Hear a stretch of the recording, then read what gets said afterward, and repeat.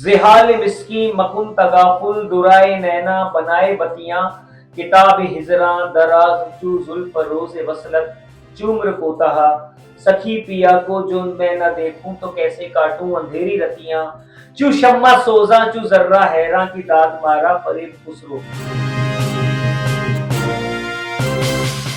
नमस्कार। आज के खास पॉडकास्ट में हम बात करेंगे प्रदीप शर्मा खुसरो जी से, जो आज हमें बहुत ही विस्तार से बताएंगे कि जो अमीर खुसरो है उनका हिंदी में क्या योगदान है, हिंदी भाषा में क्या योगदान है, हिंदी संस्कृति में क्या योगदान है, भारतीय संस्कृति में क्या योगदान है, म्यूजिक में जो संगीत है उसमें क्या योगदान है, उसके बारे में बहुत ही तह तक जाकर वो हमें इस चीज को समझाएंगे।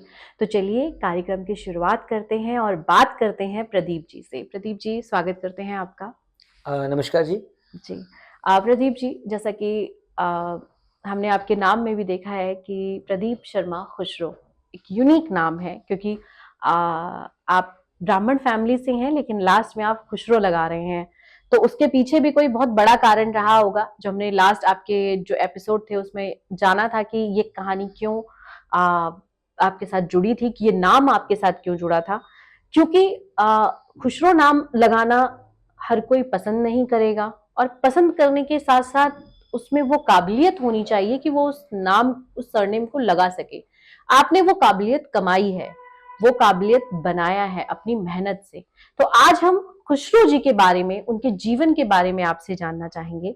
सबसे पहले, क्योंकि वैसे तो सबने अपने स्कूल टाइम में पाठ्यक्रमों में अमीर खुसरो के बारे में पढ़ा है, लेकिन उस डेप्थ में या उस मतलब पूरे कहते हैं ना ऑथेंटिकेशन के साथ नहीं पढ़ा है।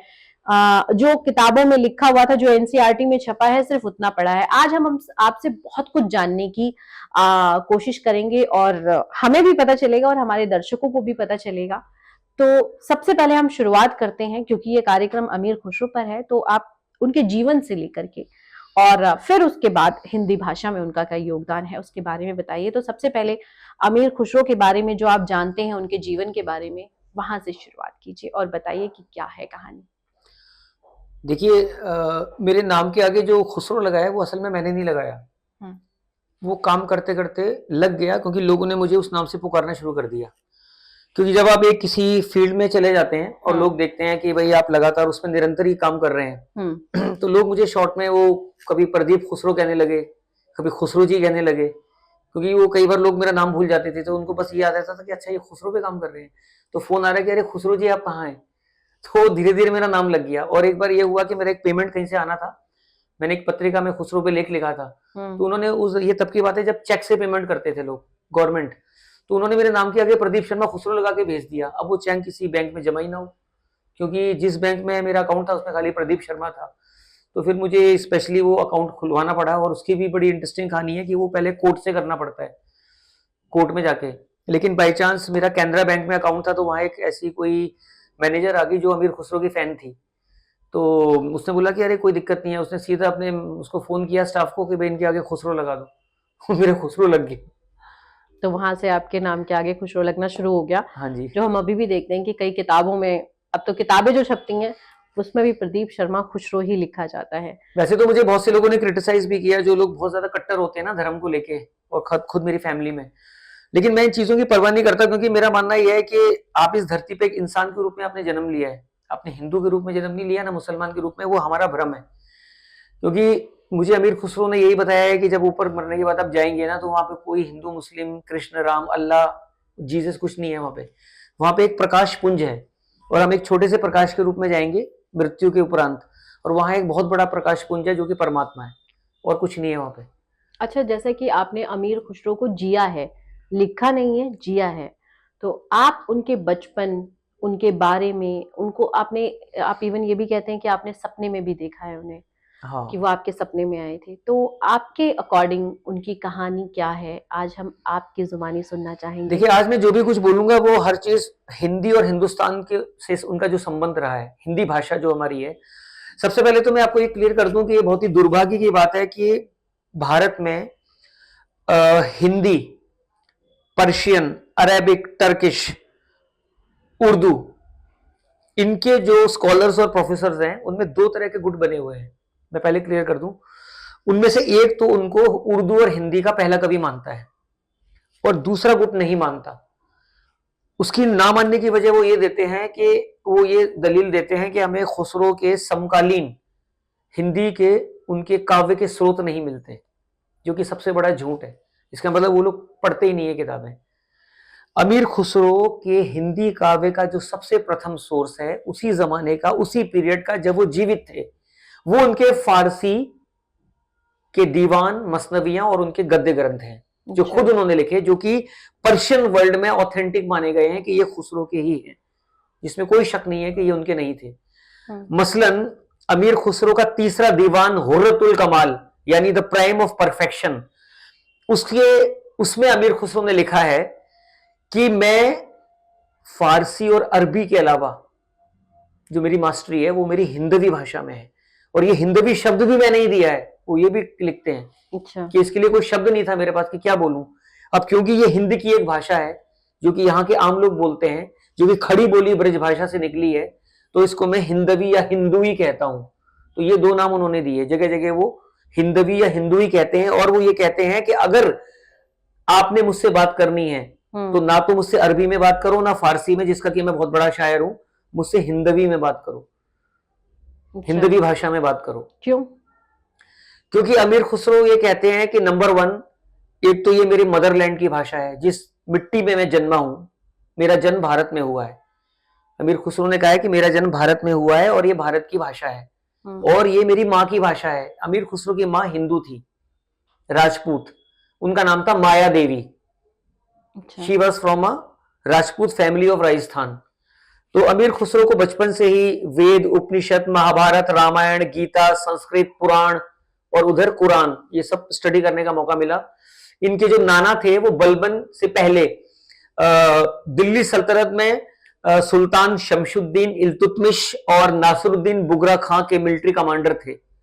अमीर खुसरो ने लिखा है कि मेरे नाना जो है वो श्याम वर्ण थे, और खुसरो ने कहा है कि श्याम वर्ण का वही मतलब बताइए कि श्याम वर्ण क्या? श्याम वर्ण मतलब डार्क कॉम्प्लेक्शन। अच्छा, यानी डार्क कॉम्प्लेक्शन के थे, और खुसरो भी डार्क कॉम्प्लेक्शन के थे। और उन्होंने कहा कि जो गोरा रंग होता है ना भाई, जब कभी लड़कियों को देखते हैं तो गोरे रंग की लड़कियां पसंद की जाती हैं शादी के लिए या जो भी है, तो वो कहते थे कि गोरे रंग में वो हुस्न नहीं है जो कि श्याम रंग में है। तो अमीर खुसरो को श्यामल रंग बहुत पसंद था, और उन्होंने कहा कि यही रंग हमारे भगवान कृष्ण का भी है। तो उन्होंने देखो कृष्ण से भी तुलना कर दी कि ये श्यामल रंग तो हिंदुस्तान का असली रंग है, तो कहाँ गोरे रंग को ढूंढते फिर रहे हैं। माफ कीजिए, आपका रंग थोड़ा सा गोरे में जाता है। चलिए खैर, तो हम बात कर रहे थे कि अमीर खुसरो का हिंदी से ताल्लुक कैसे हुआ। तो जब कोई बच्चा जन्म लेता है तो सबसे पहले वो अपनी माँ की कोख में होता है, तो सबसे पहले माँ उसकी टीचर होती है, एम आई राइट? वो माँ से ही भाषा सीखता है। तो अमीर खुसरो की मादरी जबान यदि मदर टंग हिंदी थी, उन्होंने इसको ग्वालियरी हिंदवी कहा है।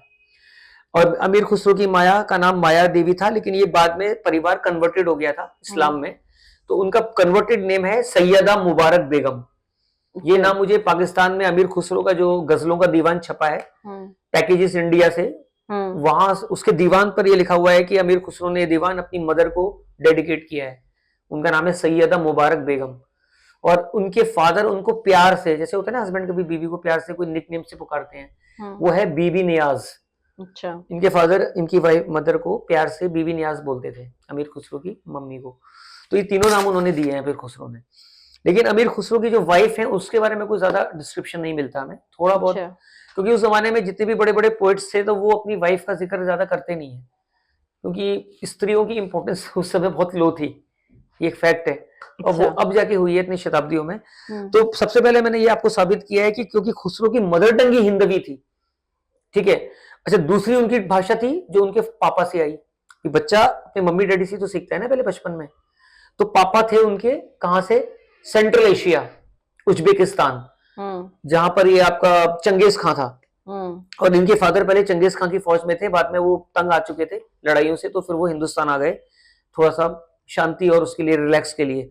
फिर उन्होंने ये दिल्ली सल्तनत का दरबार ज्वाइन किया, और इनके नाना तो थे ही हिंदू राजपूत, अहमदुल मुल्क रावत अर्स।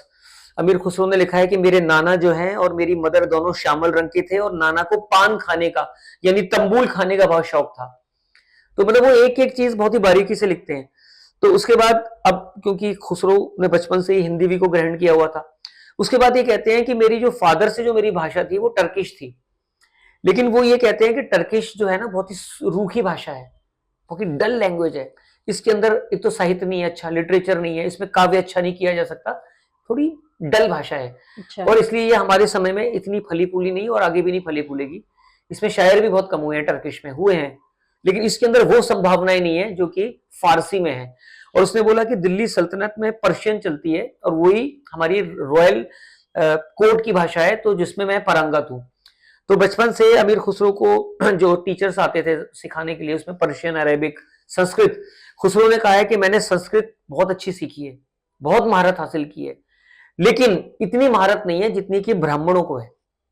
अच्छा, ये क्या है, ये उन्होंने ना थोड़ा सा उसमें लोग कहते थे ना थोड़ा सा मतलब उसमें सौहार्द में, लव में, लेकिन ऐसा, हाँ, लेकिन ऐसा नहीं था। अमीर खुसरो की जो हिंदी संस्कृत थी वो उतनी अच्छी थी जितनी ब्राह्मणों की थी, लेकिन वो एक इज्जत, ऑनर देने के लिए उन्होंने ऐसे कह दिया। क्योंकि शायर जो है ना वो इस तरह से भाषा का इस्तेमाल करते हैं, शायरों की भाषा को समझना बड़ा मुश्किल है। क्योंकि बहुत सारे सुनिए, एक चीज मैं क्लियर कर दूं कि अगर कोई पोएट नहीं है, कोई स्कॉलर, वो सिर्फ हिस्टोरियन है या लैंग्वेज एक्सपर्ट है, तो वो अमीर खुसरो पे सही से काम नहीं कर पाएगा।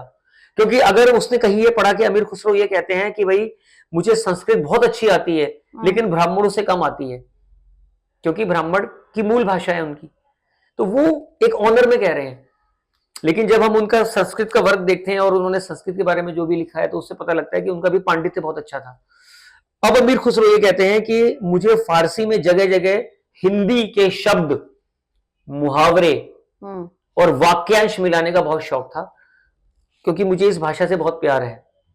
वो बहुत सारी मिसालें देते हैं, जैसे उन्होंने एक मिसाल ये दी है कि सुल्तान अलाउद्दीन खिलजी के जब वो दरबार में थे, तो उनका जो बड़ा लड़का था शहजादा खिजर खां, तो उसको जो है गुजरात की रानी की बेटी से इश्क हो गया था। अच्छा। अलाउद्दीन खिलजी ने गुजरात को फतेह किया था, राजा कर्णदेव उसके राजा थे जो कि हार गए थे। तो उस जमाने में एक नियम होता था कि जो राजा हार जाता था तो उसकी जो सारी बीवियां होती थी वो जीतने वाले राजा के हरम में चली जाती थी। अच्छा। वो उसकी वाइफ्स बन जाती थी। तो उस समय जो कमला देवी थी, यानी कि गुजरात की जो रानी थी, वो गुजरात हार गया और राजा जो कर्णदेव था उसका जो उसका हस्बैंड था, उसके बारे में कुछ मतलब क्लियर नहीं है। कुछ हिस्टोरियंस का कहना है कि या तो वो भाग गया और कुछ का कहना है कि वो लड़ाई में मर गया, लेकिन क्लियर नहीं एविडेंस मिलता। तो फिर उसकी जितनी रानियां थी उसकी भी बहुत सारी पत्नियां थी, क्योंकि पहले जो राजा थे ना, चाहे वो हिंदू या मुसलमान, वो बहुत सारी शादियां करते थे। और इसका कारण ये होता था कि जितनी आप ज्यादा शादी करेंगे तो उनसे जो बच्चे पैदा होंगे तो वो उनको अलग अलग राज्यों में कंट्रोल के लिए भेजते थे, और जब अपना ब्लड होगा तो ज्यादा अच्छी तरह कंट्रोल करेगा ना। तो इसलिए ये जो शादियों का जो कॉन्सेप्ट था कि बहु विवाह, वो चाहे राजा हिंदू हो या मुस्लिम हो या कोई भी कंट्री का हो, सब बहु विवाह करते थे, उनकी कई की पत्नियां होती थी। तो राजा कर्णदेव थे, उनकी भी कई पत्नियां थी। तो वो सब पत्नियां सुल्तान अलाउद्दीन खिलजी के हरम में चली गई। उनमें से एक जो पत्नी थी कमला देवी, उसकी दो बेटियां थी। एक छोटी बेटी थी, वो तो किसी बीमारी से मर गई।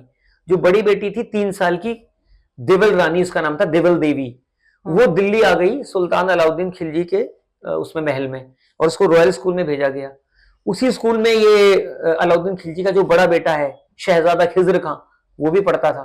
तो दोनों एक साथ पढ़ने जाते थे। तो धीरे धीरे इनको प्यार हो गया आपस में दोनों को। तो एक दिन क्या हुआ कि जब ये बड़ा हो गया, युवराज हो गया, तो अलाउद्दीन खिलजी ने इनको एक अलग से दरबार दिया। जब तुम प्रिंस बन चुके हो तो अब तुम्हें से तुम्हारा एक अलग दरबार है। उस दरबार में अलग फौज, अलग मैन ऑफ लेटर्स, शायर, कवि, लेखक, संगीतकार, वाद्यकार सब थे।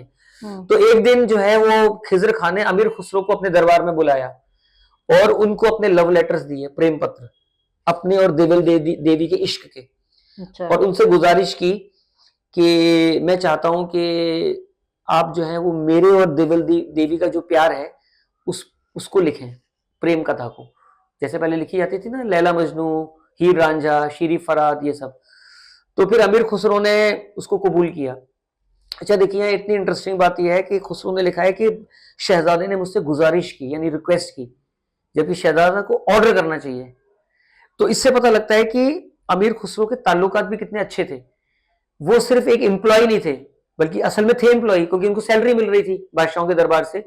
लेकिन उनकी शख्सियत इतनी जबरदस्त थी और उनका व्यक्तित्व इतना विशाल था और वो इतने ज्यादा आर्टिस्टिक आदमी थे कि सारे सुल्तानों ने, बादशाहों ने और प्रिंसेस ने उन्हें कभी एम्प्लॉय नहीं माना, उनको अपना दोस्त माना, रिस्पेक्ट दी बहुत ज्यादा। रिस्पेक्ट दी कि वो उनको बोलते थे कि आप हमारे मित्र हैं। अब सोचो कि बादशाह ये अगर कह दे कि भाई आप मेरे दोस्त हैं, तो कितना बड़ा ऑनर मिल गया आपको। बहुत ज्यादा। तो इसी तरह से खिज़र, अच्छा दूसरा क्या था कि खिज़र खां इनके गुरु हजरत निजामुद्दीन औलिया के मुरीद बन गए थे बाद में।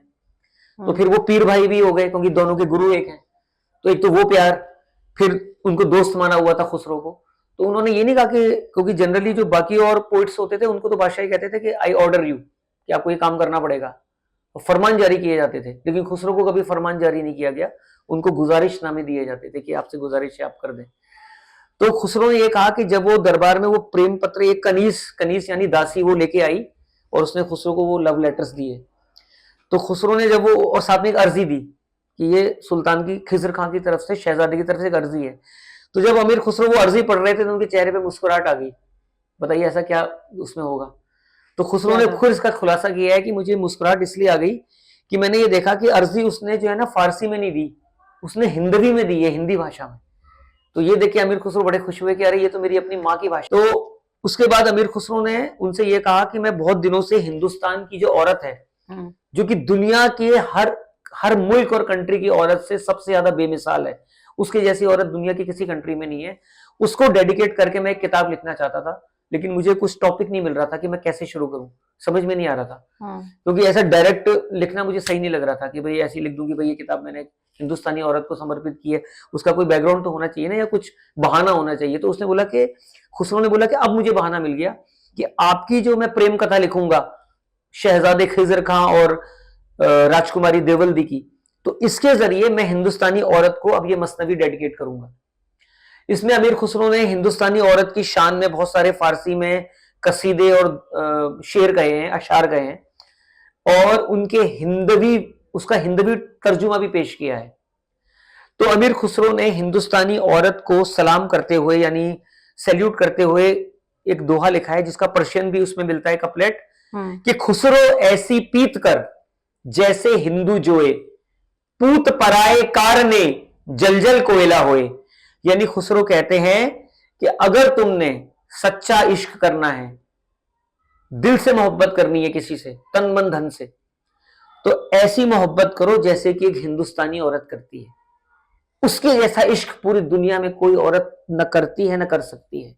खुसरो ऐसी पीत कर, पीत यानी प्यार कर, मोहब्बत कर, इश्क कर, जैसे हिंदू जोए, जोए माने औरत, नारी, पूत पराए कारने जलजल कोयला होए, यानी कि जो पराए पूत के लिए, जो कि किसी और का बेटा है, उसके लिए अपनी जान निछावर कर देती है, उसके लिए जल जाती है, उसके लिए जौहर कर लेती है, उसके लिए सती हो जाती है। तो ये उसमें इन्होंने एक दोहा कोट किया जो कि बहुत प्रसिद्ध हुआ खड़ी बोली हिंदी में।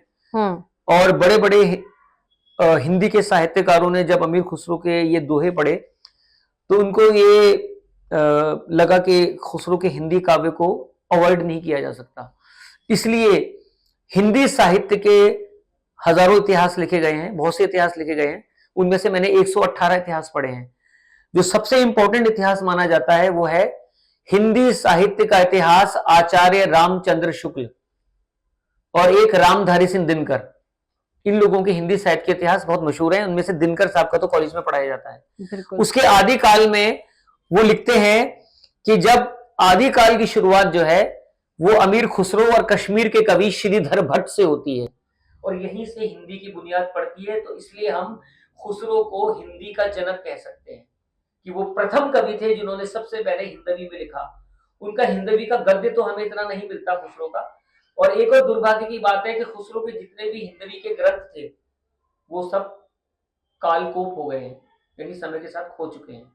सिर्फ एक ग्रंथ बचा है उनका, खालिके बारी, जो कि एक लेक्सिकॉन है, एक शब्दकोश है जो कि खुसरो ने फारसी से हिंदवी में लिखा था, शब्दकोश, वो भी कविता के रूप में। और ये बच्चों को सिखाने के लिए लिखा था, बस ये मिलता है। और कुछ एक उनका दीवान भी कहते हैं कि वो कहीं कश्मीर में कहीं किसी के पास है, लेकिन मुझे अभी तक मिल नहीं सका। और मैंने जितनी भी स्कॉलरों से बात की वो कभी किसी ने देखा नहीं है, लेकिन वो है कहीं ना कहीं जरूर, क्योंकि देखिए दुनिया इतनी बड़ी है। अब इतनी बड़ी अनगिनत दुनिया में कौन कहाँ क्या ग्रंथ लेके बैठा है किसी को नहीं पता। और बहुत से अमीर खुशियों के ग्रंथ ऐसे लोगों के पास हैं जो कि खानदानी पीढ़ी दर पीढ़ी उनके परिवार में चले आते हैं, और ना तो वो लोग कोई स्कॉलर है, ना रिसर्च स्कॉलर है, ना कोई प्रोफेसर है, तो वो किसी को मालूम नहीं है, क्योंकि वो उनके लाइब्रेरी में पर्सनल है। आप किसी के घर में लाइब्रेरी देखने जाती है कभी? कभी नहीं जाएंगी, क्योंकि एक नहीं। तो आपको पता ही नहीं होगा। अब हम जहाँ जिस इलाके में अभी बैठे हैं हम यहाँ जनकपुरी में, अब आपको क्या पता है यहाँ किसके घर में क्या लाइब्रेरी है? हो सकता है किसी के पास दुर्लभ ग्रंथ हो, जैसे कि मेरे पास पीतमपुरा में है इतनी बड़ी खुसरो लाइब्रेरी, बल्कि दुनिया का सबसे बड़ा कलेक्शन मैंने खुसरो का किया है। लेकिन मेरे मोहल्ले में मेरे जो बगल में ही लोग रहते हैं उन्हीं को नहीं पता, लोग नहीं आते। आते नहीं, और फिर हमारा मिलना जुलना भी नहीं होता। तो यहाँ से खुसरो की बुनियाद पड़ी हिंदी की, और फिर उन्होंने अपने ग्रंथों में, बल्कि लगभग हर ग्रंथ में उन्होंने हिंदी का जिक्र किया है, हिंदी से प्रेम का इजहार किया है। और वो बार बार एक ही बात कहते हैं कि मुझे जब भी मौका मिलता है मैं पर्शियन में हिंदी डाल देता हूँ, फारसी में हिंदी मिला देता हूँ। तो जैसे उनकी सबसे मशहूर गजल जो है, जिहाल मिस्की मकुन तगाफुल दुराए नैना बनाए बतियां किताब हिजरा दराज चू जुल्फ रोज़ वसलत चुम्र कोतहा सखी पिया को जो मैं न देखूं तो कैसे काटूं अंधेरी रतियां चू शम्मा सोजा चू जर्रा हैरा की दाद मारा फरेब खुसरो। ये खुसरो की पहली रेखता की गजल है। रेखता यानी कि मिक्सचर, फारसी और हिंदी। पहली लाइन पर्शियन में, जिहाले मिस्कीन मकुन तगाफुल, मुझ गरीब मिस्कीन की हालत से बेखबर ना बनो, आंखें चुराते हो बातें बनाते हो मगर मुझसे नहीं मिलने आते। तो ये खुसरो ने फारसी और हिंदी लिखी है। इसके बाद फिर हिंदी लाइन, फिर पर्शियन। ये बहुत मशहूर है और कव्वालों ने भी इसको गाई है। बहुत ज्यादा, ये इस पे भी गाने भी आ रहे हैं बहुत सारे। हाँ बहुत सारे, और बल्कि गुलजार साहब ने एक बॉलीवुड फिल्म आई थी गुलामी, उसमें उन्होंने इसकी एक लाइन ले ली, जिहाले मिस्कीन मकुन करके, और फिर बाद में उन्होंने अपनी पंक्ति जोड़ दी, जिहाले मिस्कीन मकुन बरंदिश बहारे हिजरा में सारा दिल है, सुनाई देती है जिसकी धड़कन तुम्हारा दिल या हमारा दिल है। ये गुलजार साहब ने खुसरो को डेडिकेट करके ये एक फिल्म में, गुलामी फिल्म में दिया था मिथुन चक्रवर्ती की, और संगीत दिया था लक्ष्मीकांत प्यारेलाल ने। तो इस तरह से अमीर खुसरो ने बहुत सारी ऐसी हिंदी में हिंदी और फारसी मिला के लिखा है। तो उसको अब आप या तो प्योरली उसको पर्शियन पोइट्री भी नहीं कह सकते, प्योरली हिंदी भी नहीं कह सकते, क्योंकि दोनों भाषा उसमें विद्यमान है। तो उनका जो है मिक्स माना जाता है, यानी रेखता, उनका रेखता है। और रेखता जो है, जो शब्द है, ये उर्दू का पहला नाम है। अच्छा। उर्दू का नाम पहले उर्दू नहीं था, कोई इसको उर्दू जानता भी नहीं था कि उर्दू क्या है, शब्द ही नहीं था ये। और अमीर खुसरो के जमाने में भी ये शब्द नहीं था, ये बाद में आया। ये मीर तकी मीर जो गालिब के उस्ताद थे, उन्होंने जब पर्शियन पोइट्स का जो है एक बायोग्राफी लिखी उन्होंने, तो उसमें वो लिखते हैं कि अमीर खुसरो जो है वो रेखता के फाउंडर है। Amir Khusro is the founder of Rekhta. यानी धीरे धीरे वो नाम फिर उर्दू पड़ा, उर्दू मोहल्ला, फिर उर्दू नाम पड़ा, यानी खुसरो उर्दू के फाउंडर है। सबसे पहले उर्दू उन्होंने शुरू की। तो आपने कहा हिंदी के भी हैं? हिंदी के भी हैं वो, हिंदी में भी सबसे पहले। सुनिए, अमीर खुसरो का जो बुनियादी जो पोइट्री जो मिलती है, वो उर्दू और हिंदी वाले दोनों मानते हैं, क्योंकि वो बेसिक है। तो उसको उर्दू वाले उर्दू कहते हैं और हिंदी वाले हिंदी कहते हैं। उर्दू की बुनियाद वहां से पड़ी है। फिर उसके बाद अमीर खुसरो ने उर्दू में गजल भी लिखी, पूरी उर्दू की गजल। जब यार देखा नैन भर दिल की गई चिंता उतर, ये अमीर खुसरो ने गजल तब लिखी थी जब वो साउथ इंडिया गए थे सुल्तान अलाउद्दीन खिलजी की फौजों के साथ एक मिलिट्री एक्सपेडिशन पे, दक्कन के सफर पे, दक्कन में, साउथ में। तो वहां पर जो भाषाएं चलती थी दक्कन में, दक्कनी भाषाएं, उसका असर अमीर खुसरो के इस उर्दू यानी रेखता में पड़ता है, जो कि उर्दू की पहली गजल है। इसका जो मिजाज है वो खुसरो ने दक्कन का रखा है, ये हिंदी या उत्तर भारत का मिजाज नहीं है। अब देखिए ऐसा कौन लिखता है, जब जब यार देखा नैन भर दिल की गई चिंता उतर। कुछ अजीब सा ऐसा नहीं लग रहा आपको? ऐसी भाषा यहाँ प्रयोग ही नहीं होती उत्तर भारत में। तो ये पहला जो उर्दू की जो प्योर गजल है, इसमें पर्शियन है ही नहीं, इसमें कुछ भी फारसी नहीं है, प्योर ये उर्दू में ही है। तो हाँ, ये अमीर खुसरो ने साउथ इंडिया में लिखी है। और एक बॉलीवुड के बड़े मशहूर डायरेक्टर प्रोड्यूसर हो गए हैं मुजफ्फर अली साहब, उन्होंने एक एल्बम निकाला था हुस्ने जाना, वो आप गूगल पे देख लेना, उसमें उन्होंने इसको डाला है, इस गजल को, कि ये रेखता यानी उर्दू की पहली गजल जो अमीर खुसरो ने लिखी थी। जब यार देखा नैन भर दिल की गई चिंता उतर, कोई उसे बुलाए लाए समझाए कर। अब ऐसी भाषा यहाँ कोई नहीं लिखता, ये असल में दक्कन की भाषा है, वहां का रिवाज है। ये जो स्टाइल है ना, ये दक्कन का स्टाइल है। जो दक्कनी कवि है ना, उन्होंने, उनका ये स्टाइल है, वो वहां इस तरह से लिखते हैं, इस तरह की भाषा का प्रयोग करते हैं। और अगर हिंदी में बात करें तो हिंदी में ऐसा पहला उन्होंने हिंदवी जिसको हिंदी आज हम कह रहे हैं, उसमें उन्होंने ऐसा क्या लिखा था जिसे आज भी हम याद करते हैं, जो उनका पहला था? तो ये मैंने आपको जो जितनी भी एग्जांपल्स दिए हैं, ये सब उनकी बेसिक हैं। जैसे अभी क्या है कि जब आप उनका संगीत सुनने जाएंगे इंटरनेट पे या कहीं म्यूजिक कॉन्सर्ट में, तो 90% उनका वही फारसी और हिंदी कलाम बज रहा है। 100% तो नहीं कह रहा, 80-90% जो अमीर खुसरो के अनुसार उन्होंने बचपन में लिखा था। कोई चीज आप बचपन में लिखते हैं तो उसका स्टैंडर्ड तो थोड़ा डाउन ही रहेगा। अभी जो अभी हम सुन रहे हैं वो उसकी बात कर रहे हैं हम? हाँ, जैसे छाप तिलक सब छीनी, ये अमीर खुसरो का बचपन का कलाम है, जब वो अपने गुरु के शिष्य बने थे हजरत निजामुद्दीन औलिया, तब लिखा था उन्होंने। अच्छा, अब देखिए कि इंटरनेट पे लोगों ने इसका भी गलत मीनिंग निकाल दिया। मतलब मुझे तो लोगों पे ना, एक तो गुस्सा भी आता है और हंसी भी आती है कि आपको जब किसी भी चीज के बारे में कुछ पता नहीं है तो और आप गलत मीनिंग निकाल के खुसरो को बदनाम कर रहे हैं। ठीक है, तो अब उन्होंने क्या मीनिंग निकाल दिया इसका कि छाप तिलक सब छीनी रे मोसे नैना मिलाती, कि छाप तिलक हिंदू धर्म का सिंबल है। तो लोगों ने कहा कि खुसरो कह रहे हैं कि भाई मैंने तुम्हारा ये सब छाप तिलक छीन लिया और तुम्हें हिंदू से मुसलमान बना दिया। दे आर इडियट्स, फूल्स। अरे भाई, पहली बात तो ये है कि ये खुसरो ने लिखा किस लिए है? अपने गुरु निजामुद्दीन औलिया के लिए, और वो तो हिंदू है ही नहीं, वो तो मुस्लिम है। तो फिर उनका छाप तिलक धर्म कैसे परिवर्तन कर देंगे? यानी मुसलमान को कन्वर्ट करके मुसलमान बना देंगे। मतलब लोगों को अकल ही नहीं है, जो क्या उल्टा सीधा मीनिंग निकाल के फेसबुक पे डाल तो रहे हैं। इसका मतलब क्या है, रियल मतलब क्या है? मैं बताता हूँ, सुनिए। हम जब किसी भी चीज का इवैल्यूएशन करते हैं तो हमें उसका पस मंजर देखना पड़ता है कि बैकग्राउंड क्या है। इसका बैकग्राउंड ये है कि जब अमीर खुसरो के वालिद, उनके फादर अमीर सैफुद्दीन महमूद, उन्हें हजरत निजामुद्दीन औलिया का मुरीद बनाने के लिए उनकी खानकाह में ले गए, जो कि दिल्ली में चिल्ला निजामुद्दीन के नाम से मशहूर है। ये दरगाह नहीं है, उस जमाने में तो दरगाह थी नहीं। दरगाह तो तब बनी है ना जब ये लोग, इनका डेथ हो गई है, विसाल हुआ है, तब ये दफनाए गए हैं। तो अमीर खुसरो ने अपने फादर से कहा कि भाई मैं इस तरह के जो बाबा बाबा है ना, फकीर वकीर, उनमें बिलीव नहीं करता, ये सब फ्रॉड होते हैं, फ्रॉड बाबा। और सोचो उस समय वो 7 साल के हैं बस, खुसरो साहब, ओनली 7 ईयर्स। तो उनका ये फ्रॉड ब्रॉड बाबा के चक्कर में मैं नहीं पढ़ना चाहता, ये सब बदमाश होते हैं और बस पैसा कमाने में लगे रहते हैं, मुझे इनका शिष्य नहीं बनना।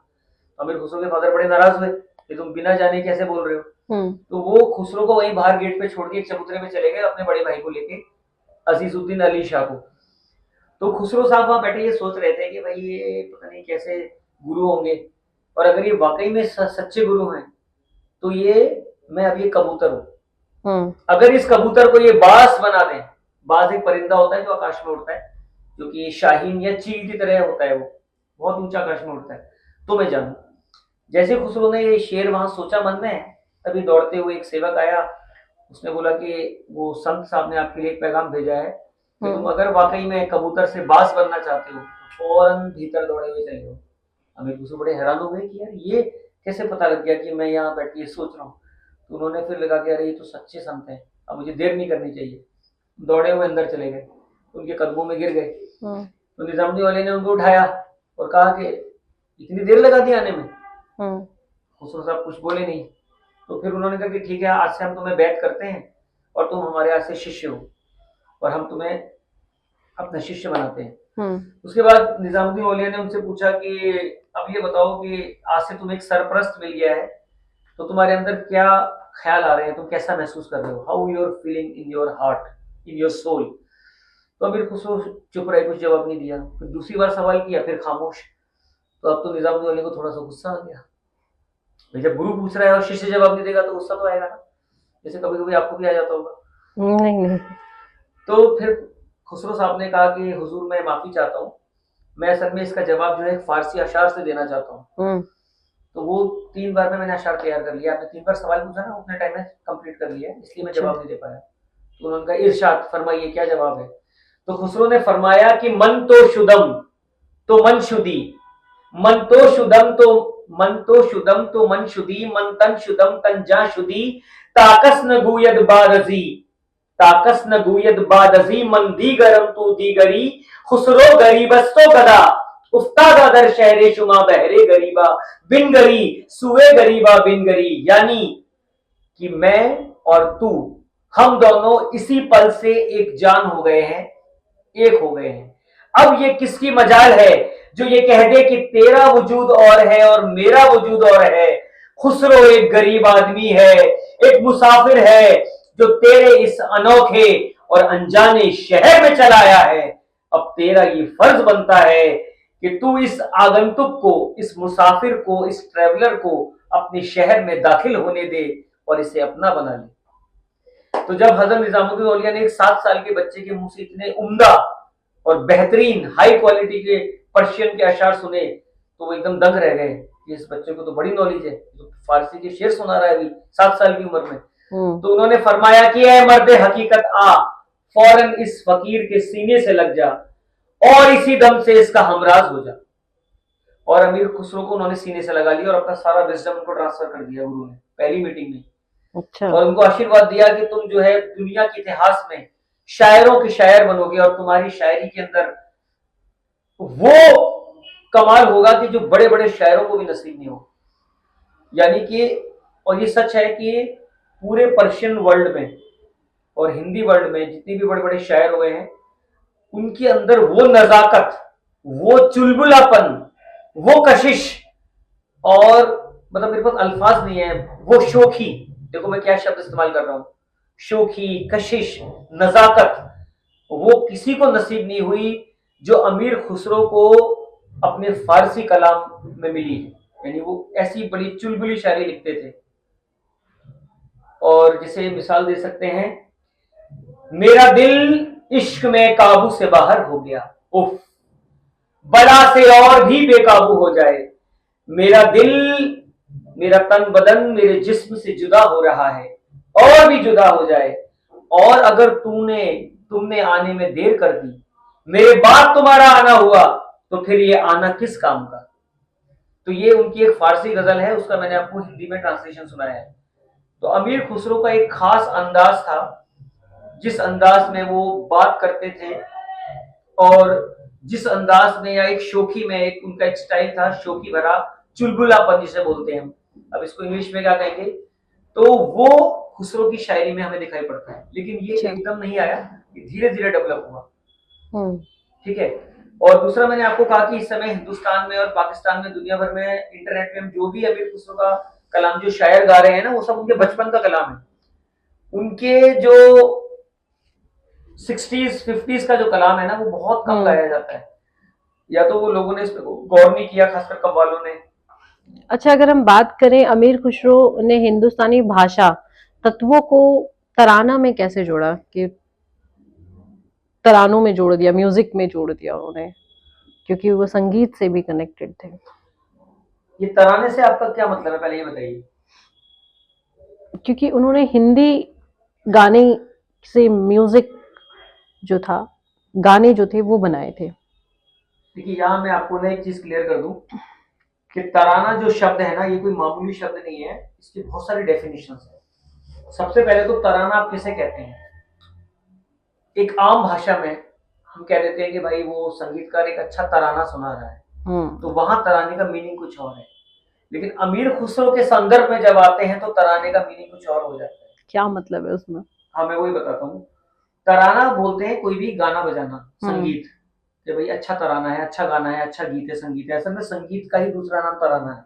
ठीक है। लेकिन अमीर खुसरो ने इस शब्द को लेके इसको एक म्यूजिकल फॉर्म ही बना दिया, जिसका आविष्कार खुद अमीर खुसरो ने किया है। अच्छा। लेकिन ऐसा माना जाता है कि हजारों हजार साल पहले शायद संस्कृत भाषा में भी इस तरह के तराने होते थे। लेकिन उन तरानों की जो वाइब्रेशंस हैं और उनकी जो फीलिंग है, वो अमीर खुसरो के तराने जैसी बिल्कुल भी नहीं है। इसका कारण ये है, एक तो संस्कृत भाषा थोड़ी क्लिष्ट भाषा है, उसके अंदर जो तराने, एक्चुअली मैं आपको बताता हूँ कि तराना क्या है, कि खुसरो ने देखा कि अरबी, फारसी, हिंदी और जितनी भी भाषाएं वो जानते थे, कम से कम 25-30 भाषाएं, उसमें कुछ ऐसे शब्द हैं जो कि किसी भाषा के लगते नहीं है, और जो साउंड्स भी हैं, कुछ साउंड्स, हर साउंड की एक भाषा होती है और हर भाषा में साउंड होती है। हम्म। पहले तो ये क्लियर कर लीजिए। हिंदी की अपनी साउंड है, बंगाली की अपनी साउंड है, तमिल, तेलुगु, गुजराती, मलयालम, अरबी, फारसी, तुर्की, सिंधी, सराइकी, मुल्तानी, गुजरी, इन सारी भाषाओं की साउंड्स हैं जो कि लिंग्विस्टिक्स में पढ़ाई जाती हैं। अमीर खुसरो अपने जमाने के बहुत बड़े साउंड इंजीनियर भी थे। अच्छा। और आपको जानकर आश्चर्य होगा कि आज की दुनिया में साउंड इंजीनियरिंग आप तब तक नहीं कर सकते या पॉसिबल नहीं है जब तक कि इलेक्ट्रिसिटी यानी बिजली ना हो और मशीन्स ना हो।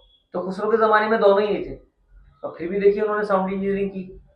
और अच्छे अच्छे लोग इस पर विश्वास नहीं कर सकते, लेकिन मुझे इसके बहुत सारे एग्जांपल्स मिले हैं और बहुत सारी मैंने इस पर रिसर्च की है। तो मैं वापस आता हूँ, मैं आपको अब ले चलता हूँ अमीर खुसरो की एक मसनवी नूह सिपर के ऊपर।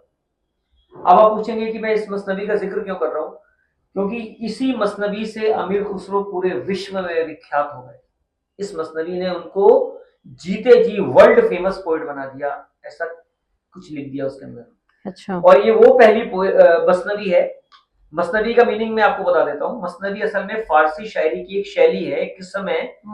जैसे कि हम बोलते हैं ना भाई, कव्वाली, ठुमरी, दादरा, टप्पा, ये सब बोलते हैं, गीत, गजल, कथा, रुबाई। इसी तरह से मसनवी एक is a kind of a Persian poetry, एक शैली है, एक विधा है। और इसमें ये एक पन्ने से लेके 1000 पन्ने की हो सकती है और एक खास मीटर में ये लिखी जाती है। अच्छा। मसनवी।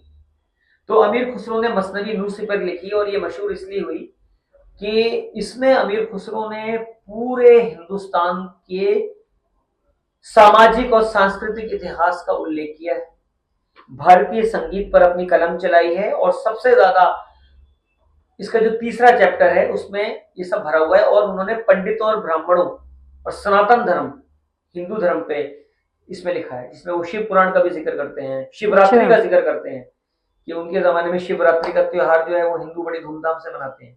कैसे मनाते हैं, उन्होंने कुछ एक्सप्लेन किया उसमें?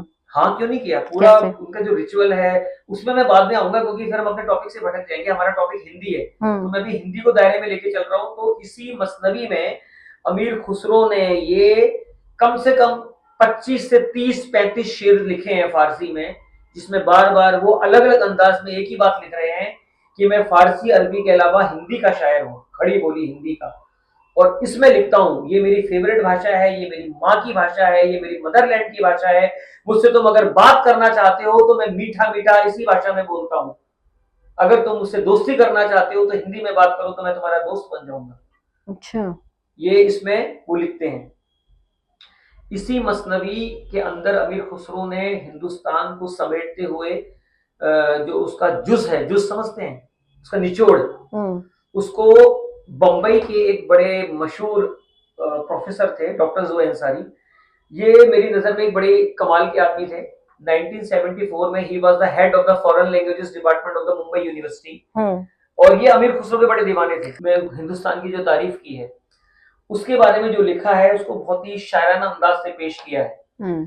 और अमीर खुसरो अपनी इस मसनवी में कहते हैं नूह सिपर में कि सच पूछो तो ये हिंदुस्तान की रंगारंग सरजमीन बड़ी ही मनमोहक है। आदमी यहाँ का ज़हीन, हुनरमंद, हाथ का काम करने वाले बेमिसाल, एक से एक नाजुक शाल और बावफा नमकीन लोग। क्या कंधार, समरकंद, बल्ख और बुखारा, नमक की मिलावट देखनी हो तो यहाँ मिलेगी मेरे हिंदुस्तान में। ये गोरे लोग अपनी खाल के रंग पर क्या करते हैं, क्या इतराते हैं, नमक और चीनी में भी मिलावट है। और मेरी ये ग्वालियरी हिंदवी दुनिया की जबानों से बढ़कर मालामाल। देवगिरी दक्कन के इस लंबे सफर पर ये सब कुछ मैं थम थम के लिख रहा हूं। सुल्तान दहली कुतुबुद्दीन मुबारक शाह खिलजी दहली पहुंचकर अपना फतेह का जश्न मनाएगा। और ये शायर हिंद अमीर खुसरो तूतियों हिंद दुनिया को अपना वतन हिंदुस्तान ऐसे ऐसे दिखा देगा कि आज से 300 साल पहले अबू रेहाने अल बेरूनी ने दुनिया को क्या दिखाया होगा। बहुत खूब। कैसा लगा? बहुत बहुत अच्छा। तो ये जो मसनवी थी ये पूरे हिंदुस्तान की तारीफ, कल्चर, रिचुअल, इसमें अमीर खुसरो ने हिंदुस्तान के कपड़े, खाना पीना, जात पात, धर्म, मजहब, ritual, custom, tradition, functions, festivals, सबके बारे में लिखा है। और इसमें एक बड़ी कमाल की बात है जो कोई नहीं लिखता, आज तक इतिहास में किसी ने नहीं लिखा, वो भी इसमें बातें लिखी गई हैं, बड़ी हैरत अंगेज बातें। अच्छा, और ये बातें इस तरह से हैं कि अमीर खुसरो ये लिखते हैं कि हिंदुस्तान का ये पूरा ज्योग्राफिया है, जैसे यहाँ पर कश्मीर है, फिर उत्तर प्रदेश है, फिर वो मध्य प्रदेश है, फिर ये है जो भी है। अमीर खुसरो के जमाने में ज्योग्राफिकल कंडीशंस वो नहीं थी जो आज है। उस जमाने में ईरान और अफगानिस्तान भी हिंदुस्तान का हिस्सा था। तो अमीर खुसरो ने ये लिखा है कि ये जो हिंदुस्तान की जो औरत है ना, ये भी कई प्रकार की पाई जाती है। ये भी सुन के हैरानी होगी। तो फिर उन्होंने हिंदुस्तान की औरतों का एक चार्ट बनाया है, उनको कैटेगराइज किया है, और उसके अंदर भी सब कैटेगराइज किया है। पहले तो वो कहते हैं कि ये गुजरात की औरत, ये उत्तर प्रदेश की औरत, ये दिल्ली की औरत, ये कश्मीर की औरत, ये वहां की औरत, सारी औरतों को स्टेट वाइज उन्होंने कैटेगराइज किया है। उसके बाद फिर वो जात में आ गए, फिर कहते हैं ये पंजाबियों की औरत, ये मुसलमानों की औरत, ये बनियों की औरत, ये गुजरों की औरत, ये जाटों की औरत, इस तरह से उन्होंने कैटेगराइज किया और सबकी क्वालिटीज और नेगेटिव दोनों इसमें लिखे हैं। ये कभी सुना है आज तक? किसी शायर ने, किसी हिस्टोरियन ने, किसी स्कॉलर ने आज तक दुनिया के इतिहास में नहीं किया। ये अमीर खुसरो ने किया है। उसके बाद वो यहाँ की जितनी भी जातियां, धर्म है, उन्होंने पंजाबियों के बारे में, बनियों के बारे में, गुजरों के बारे में, उनके ritual, custom, tradition, functions, festivals, खाना पीना, कपड़े लत्ते, विचार, सब कुछ लिखा है। आपने अभी जैसे मुझे समोसा खिलाया, अमीर खुसरो की किताबों में हमें यह पता लगता है कि उस जमाने में समोसे कैसे बनते थे, कितने प्रकार के समोसे होते थे। तो खुसरो कहते हैं कि हमारे जमाने में दो प्रकार के समोसे पाए जाते हैं या बनते हैं, एक होता है वेजिटेरियन समोसा और एक नॉन वेज। वेजिटेरियन समोसे में अमीर खुसरो कहते हैं कि उसमें ये चीजें पड़ती हैं, जैसे कि सब्जियां पड़ती हैं उसके अंदर, जो अलग अलग वेजिटेबल्स होते हैं। उसमें उन्होंने आलू का जिक्र नहीं किया, आपको हैरानी होगी, मतलब पर्टिकुलर आलू नहीं कहा, क्योंकि आजकल तो आलू से ही समोसा बनाया जाता है ना 90% तो उसमें उन्होंने ये नहीं किया कि वो आलू से ही समोसा बनता है, उन्होंने कहा ये वेजिटेबल से बनता है।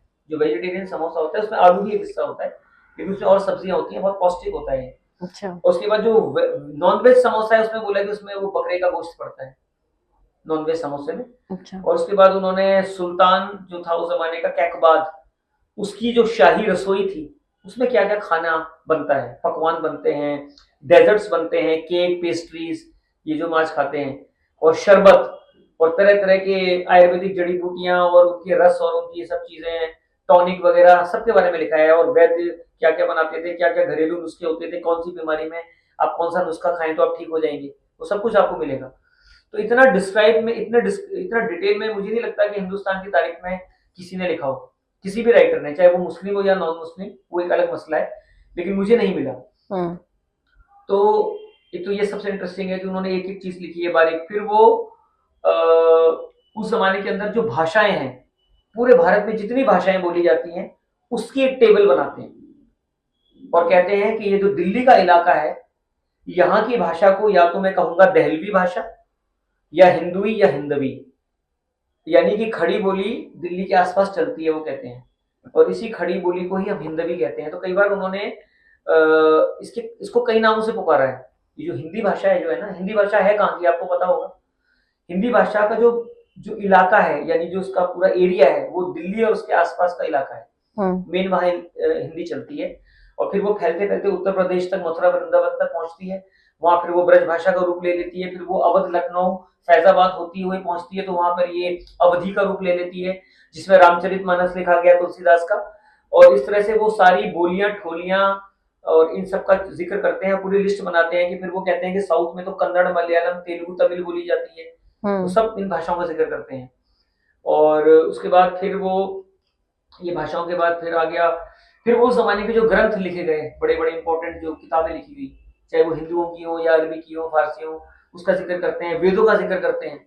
वो कहते हैं कि ये जो ब्राह्मण है, ये इनका जो विजडम है वो वेदों में है। लेकिन साथ में एक और बात भी लिख देते हैं कि एक सच्चाई और भी है कि ब्राह्मण वेद इनका मेन ग्रंथ है, लेकिन ये खुद ही वेद नहीं पढ़ते, इन्हें पता ही नहीं वेदों में क्या लिखा है। अच्छा।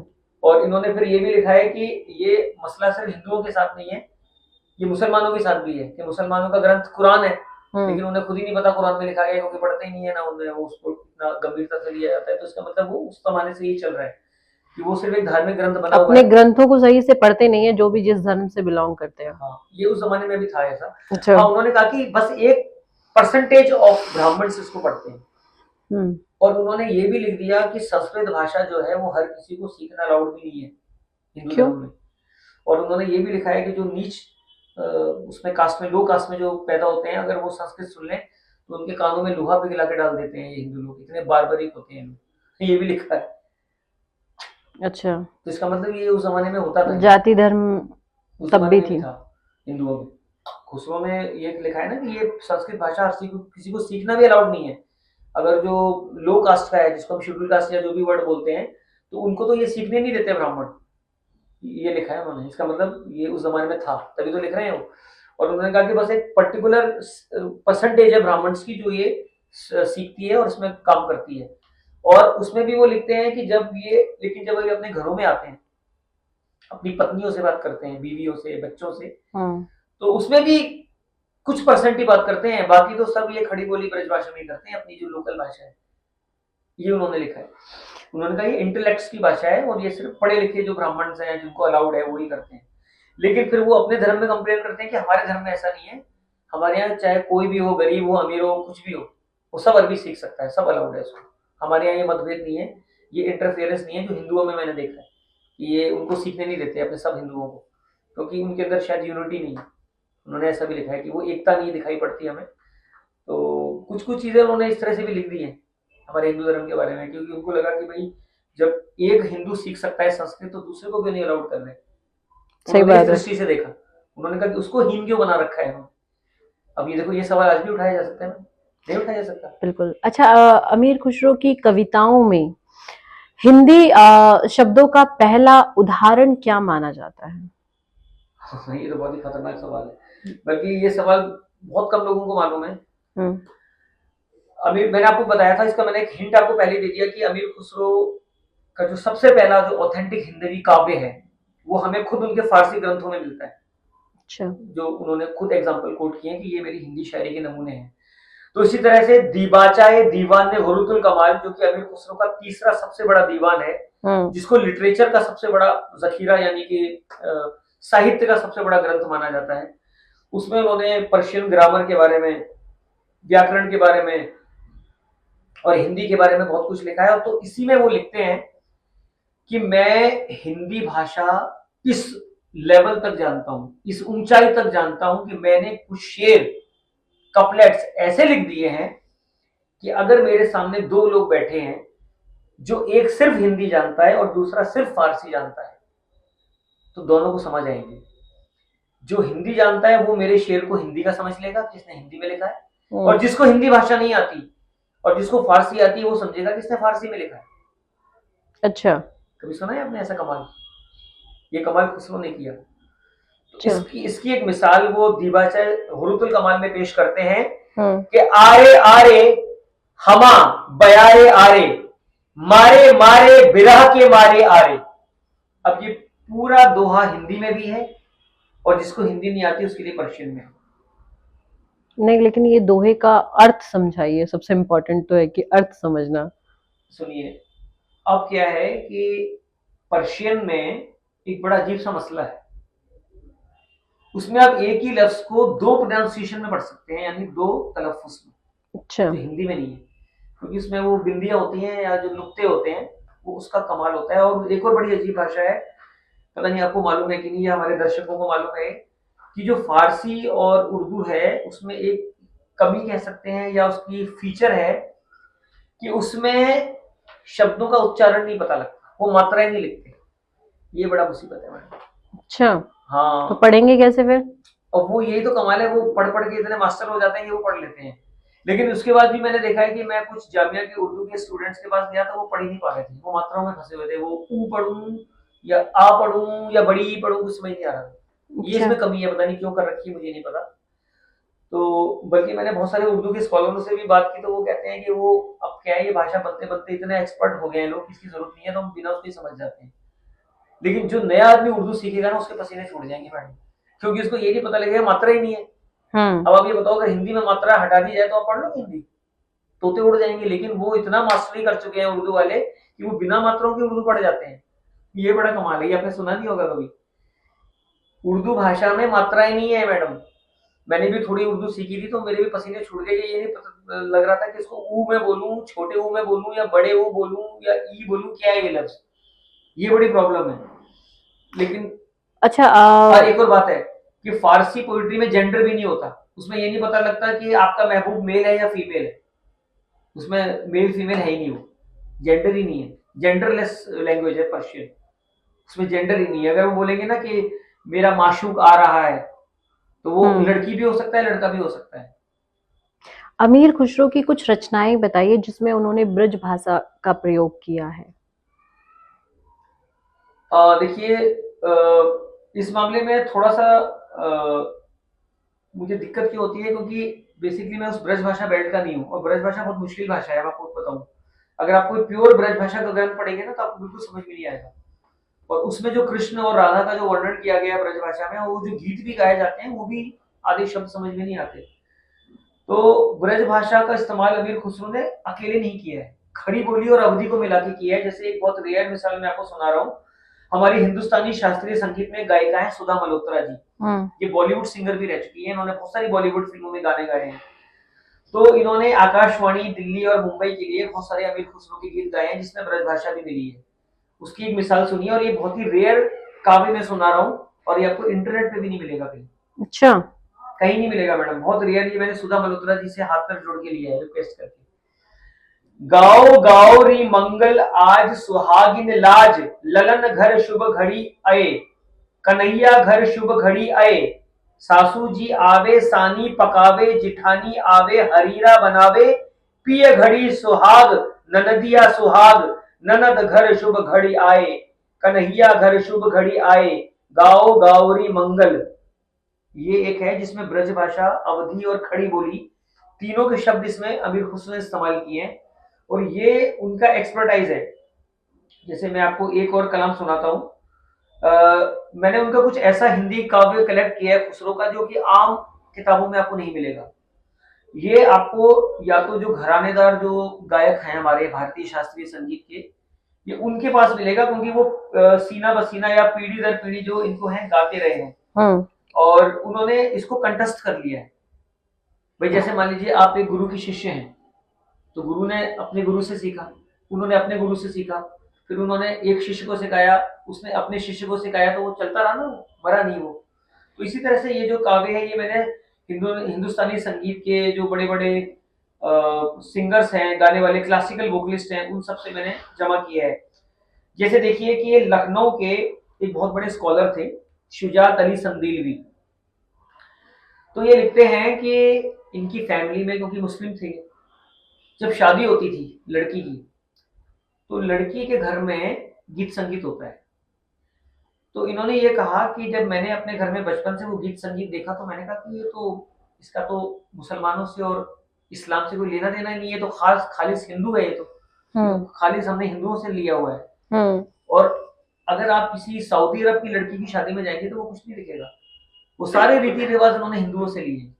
तो उनके यहाँ जो शादी के गीत गाए जाते हैं मुसलमानों में, जो दिल्ली उत्तर प्रदेश में रहते हैं या भारत में रहते हैं, उसमें अमीर खुसरो की शादी के गीत गाए जाते हैं, और वो खालिस हिंदू गीत हैं। जैसे कि एक लिखा है कि कहाँ चली बंदरी कहाँ चली, मोरे बाबुल हारे हैं बोली, निबाहन हम चली पराए पिया के देश रे, ब्याहन हम चली छाड़ बाबुल घर आंगना, मैया राखियो ऐसे छुपाए जैसे गुड़ भेली रे, राजा बाबुल दियो निकाल। ये राजा बाबुल कौन है? लड़की के पापा, अच्छा, फादर।